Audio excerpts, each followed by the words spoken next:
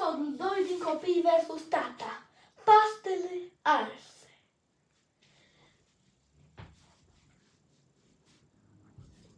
Până la urmă au fost bune și pastele alea cu bucătăria. O, lăsăm asta. Acum... Wow! A trebuit din păcate să plecăm de la Ionuț și acum camera mea era fel ca lui Ionuț. Bună, ce face? Cine ești? Un copil.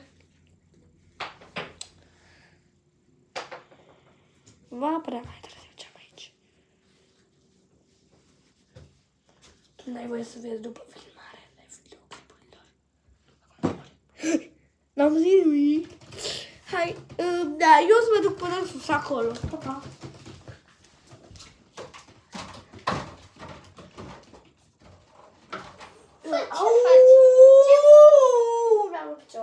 Ce faceți acolo? Mă duc acolo. Bă, ce faceți acolo? Și eu vreau să pot. Tu nu te-au ciupot. Da? Stai. Voi prieteniți-vă dacă nu vă dau. Ok. Tu cine ești? Nu dai seama, sunt... Prieteni. Ce nu vedem? Uitați, pe Denis. Ăla nu-i Denis, e lăbuță. E lăbuță, dar... Uite. Lăbuță. Ce tu faci acolo? Știi cum stătea cu capul?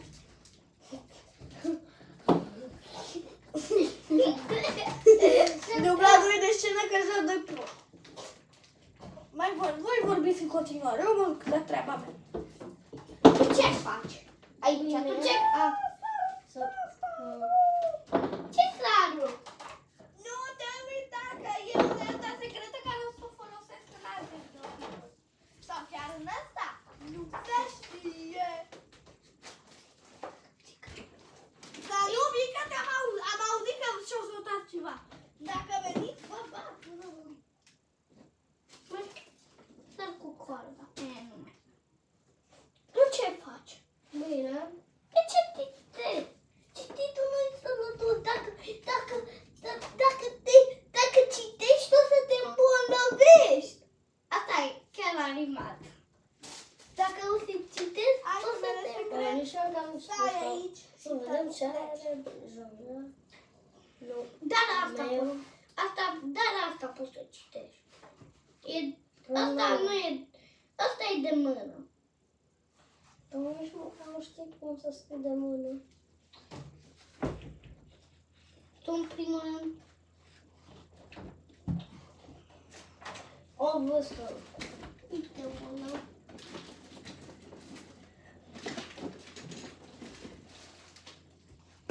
De rând a treia e unul văzut.